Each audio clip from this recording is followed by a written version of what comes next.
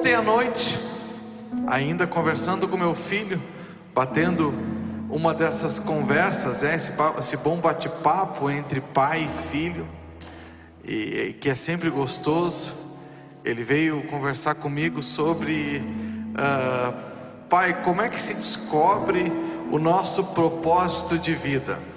Uau! Eu fiquei pensando, acho que essa é uma pergunta que a humanidade gostaria de ter uma resposta, né? E ele perguntou, como é que foi para ti? E eu disse para ele que até hoje eu ainda continuo pensando nisso, tentando descobrir qual é o propósito da minha vida. E a gente teve um bom tempo de conversa, e o interessante é isso que eu falei para ele: a gente precisa conversar sobre propósito de vida e vontade de Deus. Como que a gente discerne esses dois caminhos? Coisa boa encontrar pessoas que dizem assim: poxa, eu descobri o meu propósito de vida, né? E ao mesmo tempo eu me debato com isso, porque cedo na minha vida eu também fiz essa oração: Senhor, eu gostaria de fazer a tua vontade na minha vida.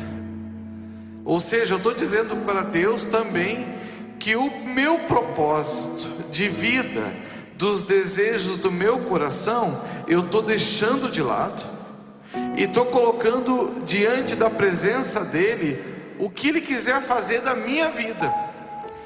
Porque eu entendi através da palavra, quando ele disse que os caminhos dele não são igual aos meus caminhos, que aquilo que ele tem para mim não é o que eu sonhei para mim, mas o que ele sonhou para mim é muito maior daquilo que eu sonhei para mim mesmo. E sinceramente falando, hoje, olhando eu para trás, eu falo: bendita oração que um dia eu fiz, porque jamais eu faria com a minha vida o que Deus fez com ela. Jamais eu conseguiria fazer. Eu não teria tanta força, eu não teria tanta criatividade como Deus fez. E eu olho para trás e digo: como foi bom fazer essa oração ao Senhor: Senhor, faça a tua vontade, o teu propósito para a minha vida, e concretiza ele. Ensina-me a viver em fé dentro desse propósito. E a gente ficou conversando sobre isso. Ele tem recém 16 anos, mas já começou a ficar preocupado: qual é o propósito da minha vida? E daí depois a conversa continuou, e eu falei: olha, eu vou dizer a principal placa para ti que me orientou, que me orienta até nos dias de hoje. E se eu fosse, ou talvez se você fizesse essa pergunta para mim: Pastor André, qual é o teu propósito da tua vida? Eu acho que eu não faria muita questão de te responder, porque também não sei.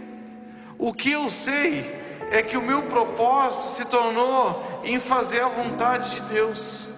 Isso não me impede de continuar estudando, isso não me impede de ser criativo, isso não me impede de pensar. Pelo contrário, me motiva muito mais. Agora tem uma placa diante dos meus olhos que não faz eu olhar para a direita nem para a esquerda, e essa placa me orienta. Qual é essa placa? É isso que eu quero conversar com vocês hoje. Qual é essa placa? Bom, a placa é quando a gente decide, e quando a gente procura, e quando a gente quer ser semelhantes a Jesus, igual a Jesus. Essa é a minha placa. É por aí que eu vejo que não tem algo maior. Para mim não há nada além maior do que esse propósito. Não existe um desafio que seja maior do que esse. Não existe um sonho que possa, para mim, ser maior do que esse. Ter esse sonho é uma prova que hoje nós podemos ser muito melhores do que ontem. Não existe nada que seja mais importante do que esse objetivo para uma igreja transcender de convertidos para se tornarem pequenos cristos, ser semelhante a Cristo. Daí tu me olha assim, puxa, pastor André, mas não é um propósito muito grande já? Pois essa é a vontade de Deus. É quando o propósito e a vontade de Deus se unem no mesmo caminho, e a gente vai encontrando isso através da palavra de Deus. Gênesis 1:26 diz assim: então disse Deus, façamos o homem à nossa imagem, conforme a nossa semelhança. E quando o homem caiu, ele perdeu muitas coisas. Com certeza o homem foi dividido ao meio, entrou dentro dele todo tipo de crise existencial, mas o homem não perdeu esse poder que Deus deu para a gente. Façamos o homem à nossa imagem, conforme a nossa semelhança. Nós temos essa essência divina em nós que Deus nos deu.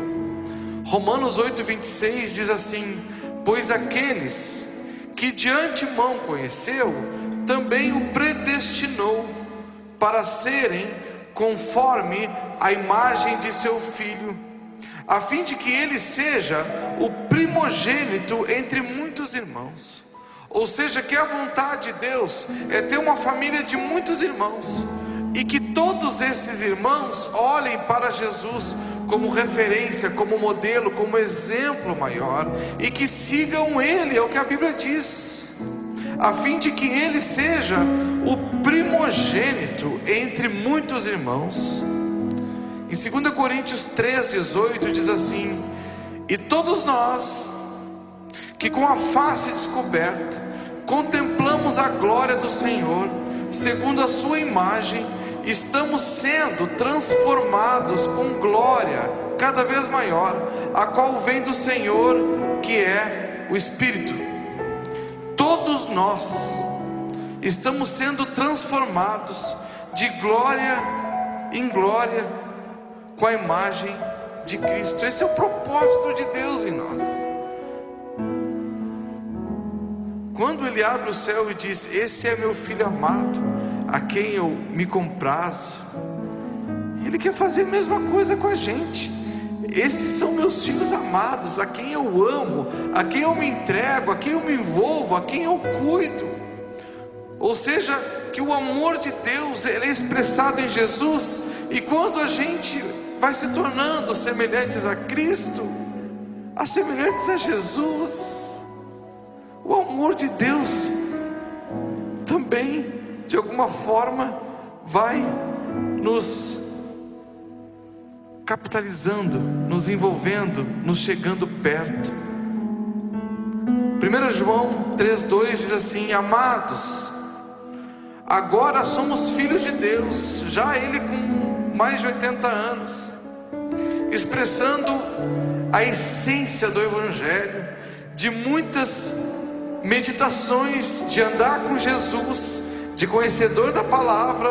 Agora no final da sua vida, ele escreve isso: amados, agora nós somos filhos de Deus, e ainda não se manifestou o que havemos de ser, mas sabemos que quando Ele se manifestar, seremos semelhantes a Ele, pois veremos como Ele é.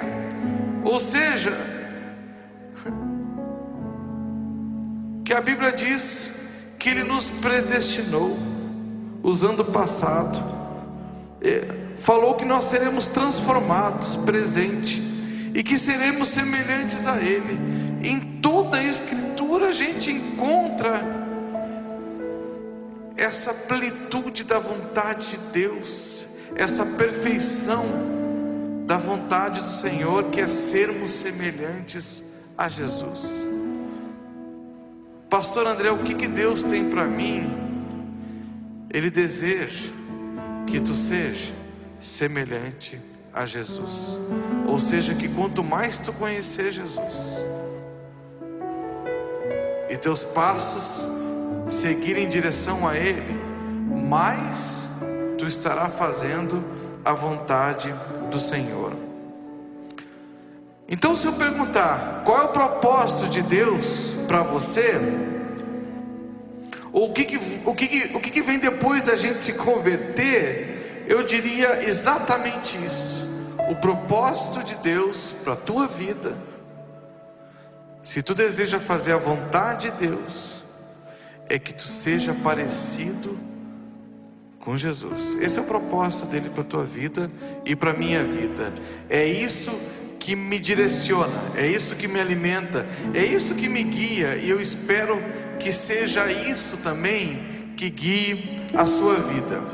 Então, alguém que é parecido com Jesus, ele vai conquistando pela gratidão, ele vira um ser educado.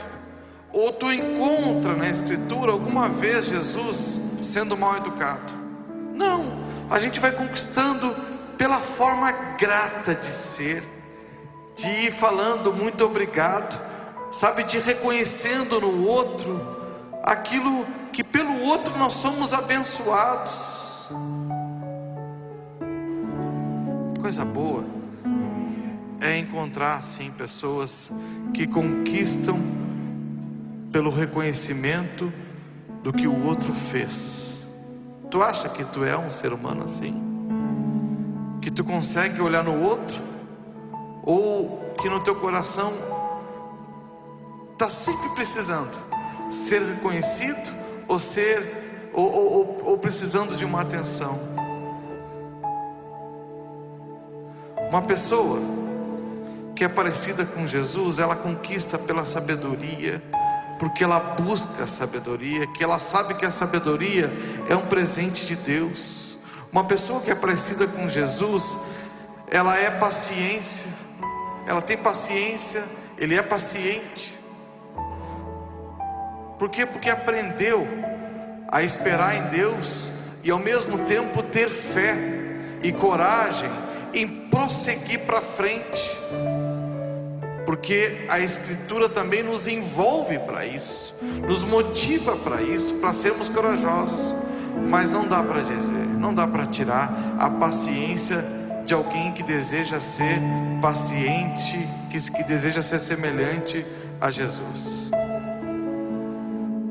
Deus quer transformar o nosso coração num coração também paciente. Ele conquista pela capacidade de trabalhar junto com as fraquezas e com a capacidade do próximo, que muitas vezes é superior a nossa. Olha só que lindo. Ser parecido com Cristo é reconhecer que os outros podem ter capacidades superiores a nossas, e que a gente se alegra em ver o dom e o talento que Deus deu para cada um, porque isso faz com que cada um de nós sejamos abençoados e fortalecidos e melhores. E a gente não fica nessa loucura de comparações, dizendo por que esse dom ou essa inteligência ou essa capacidade não veio para mim. Pelo contrário,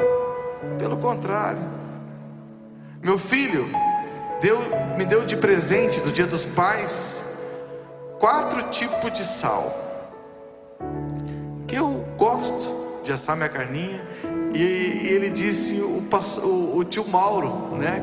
O pastor Mauro deu um exemplo maravilhoso, e depois ele replicou para mim esse exemplo.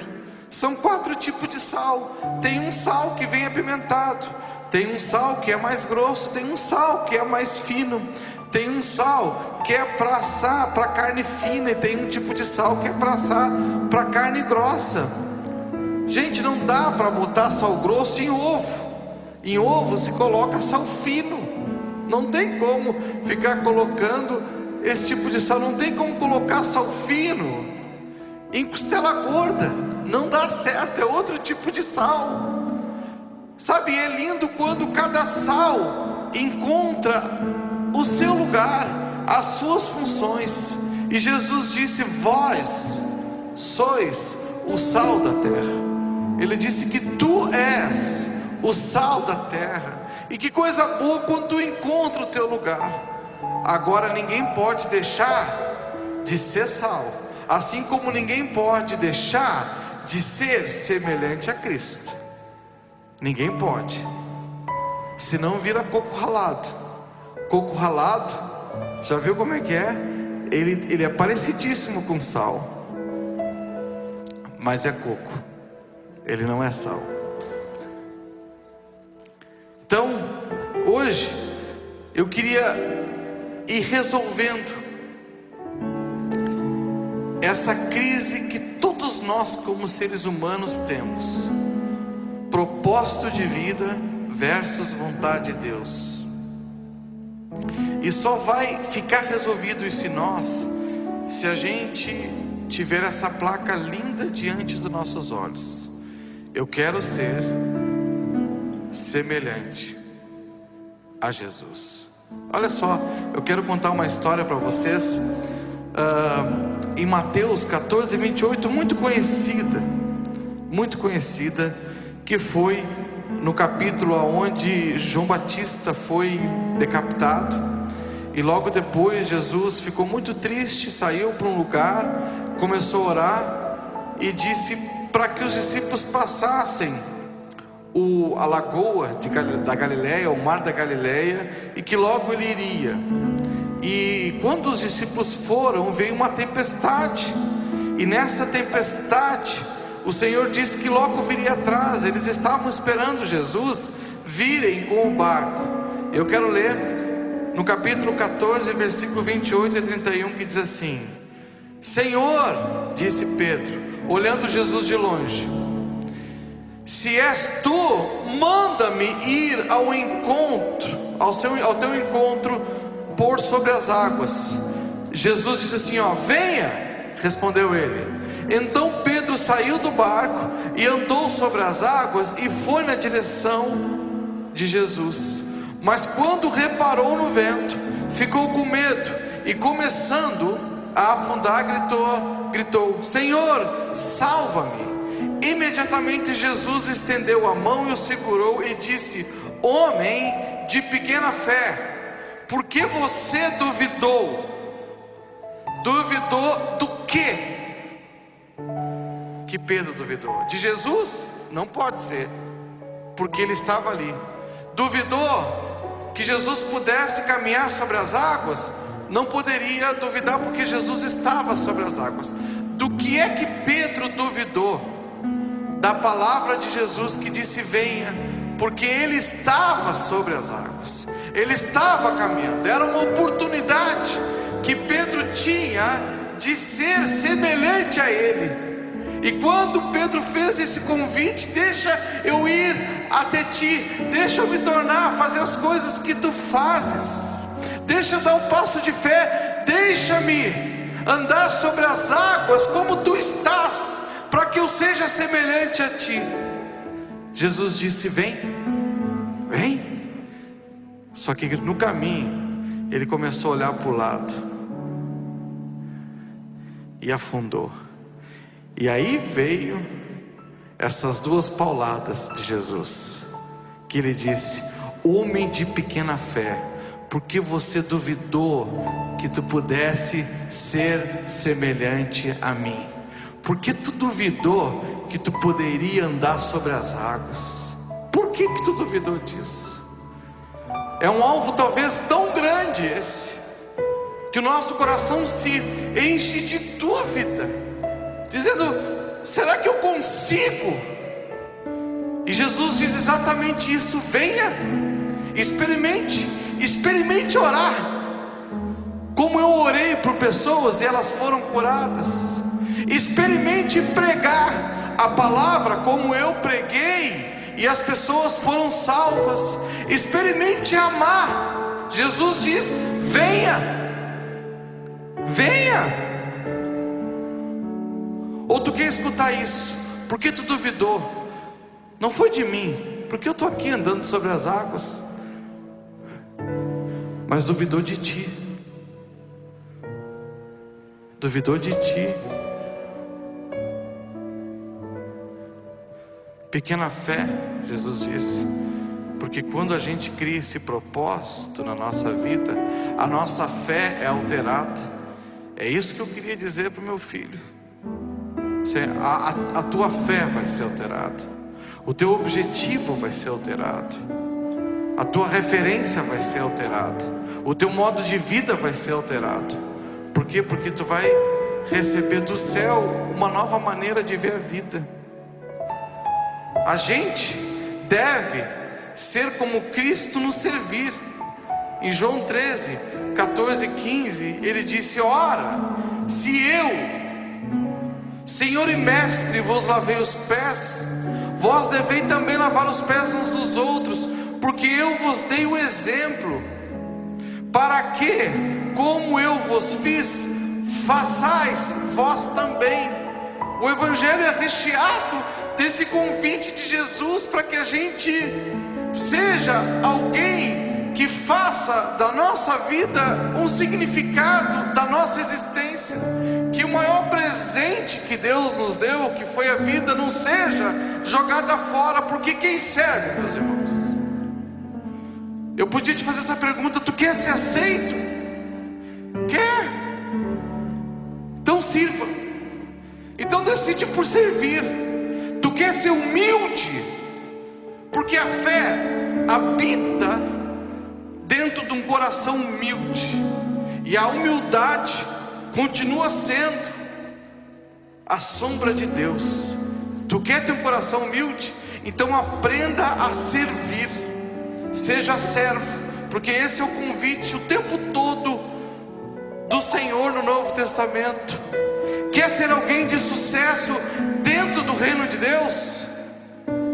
Porque dentro do reino de Deus existe uma lei, e essa lei é servir. É servir. Quer uma alma curada? Quer ter uma alma cheia? Quer ser alguém com interior rico? Sirva, porque esse é o convite do Evangelho. Quer ser lembrado? Quer registrar a tua existência aqui nessa terra, na vida de pessoas, para que tu não seja esquecido? Então eu queria te dizer isso: sirva. Sirva ao Senhor, sirva ao próximo, sirva em tudo que tu puder, e faça do servir o teu objetivo de vida, para que tu seja semelhante a Cristo. Porque sem isso, eu queria dizer uma coisa para ti: é pobreza de vida, é jogar tua existência fora, é fazer da vida o teu lixo.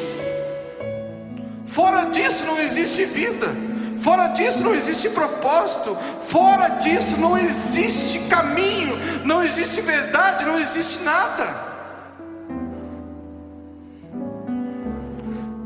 Quer ser amado? Quer ser amado? Então sirva. Então sirva. É o propósito, é a placa, é o que nos orienta, é o que Deus espera de nós. Filipenses 2, 5, 8 diz assim: de sorte que haja em vós o mesmo sentimento que houve em Cristo Jesus, que sendo em forma de Deus, não forçou, não teve por usurpação ser igual a Deus, mas esvaziou-se a si mesmo, tomando a forma de servo e fazendo-se semelhantes aos homens. Como que a gente vai ser semelhantes a Cristo se a gente só quer se encher? Se a gente só quer ser reconhecido, ser lembrado? Como? E ele deu esse exemplo que ele simplesmente encarnou, se fez menor, não para forçar a ser igual a Deus, pelo contrário, para glorificar a Deus na capacidade que Ele nos deu, às vezes na vida, de diminuirmos para que alguém possa ser abençoado. Isso é ser semelhante a Cristo. Eu posso me diminuir, para que alguém seja abençoado, para que Deus seja glorificado. É propósito de vida, é aspecto encarnacional. Ou, eu acho que eu falei até certo. Aí meu filho começou a dizer assim: pai, mas é muito grande esse propósito. Eu acho que ainda isso não nasceu ainda no meu entendimento e no meu coração. Eu acho que essa missão é uma missão impossível. Aí eu falei para ele um exemplo que eu amo dar na linguagem dele, né? Eu falei: tu não queria ser que nem o Messi? E se o Messi chegasse para ti e dissesse assim: meu, Henrique, eu gostaria que tu jogasse futebol igual a mim, o que tu ia dizer para ele? Daí ele deu aquele sorriso e disse assim: seria um sonho para mim, pai. Mas ele não falou isso. Mas por que não dá certo? Eu falei: porque o Messi tem um gênio do futebol, uma genialidade. Agora, se ele passasse o gênio para ti, daí com certeza as tuas pernas conseguiriam fazer coisas que hoje elas não fazem. Aí tu começaria a ter uma habilidade que hoje tu não tem. Por quê? Porque o gênio do Messi veio para ti. Mas daí o Messi ia dizer assim: eu sinto muito, mas o gênio do futebol veio para mim, não para o Henrique. E é verdade. Agora, quando Jesus declara isso, e a gente poderia dizer: olha, a única forma que eu alcanço esse objetivo é ser o Espírito que está em ti, tu dele para mim. E a palavra de Deus diz assim, em João 14, 16, 17: e eu pedirei ao Pai, e Ele lhe dará outro conselheiro, para estar com vocês para sempre, o Espírito da verdade. O mundo não pôde recebê-lo, porque não o vê nem o conhece. Mas vocês o conhecem, pois Ele vive com vocês e estará com vocês. Ou seja, que o Espírito de Cristo, Ele disse, está com vocês e habita em vocês. E aí Jesus diz assim: eu topo. Se é o meu Espírito que tu precisa para se tornar alguém semelhante a mim, então bem-vindo à maior orientação que existe. A gente recebeu a graça do Espírito Santo de Deus, que tem isso como propósito nas nossas vidas, de sermos semelhantes a Cristo. Qual é o teu propósito? Ou qual é a vontade de Deus para a tua vida? Eu queria dizer, começa com esse primeiro passo, esse desejo de sermos semelhante a Cristo. E a partir daí, tu pode ter certeza que as nossas vidas, os nossos pensamentos, o nosso coração serão transformados e a gente caminhará em direção a Deus.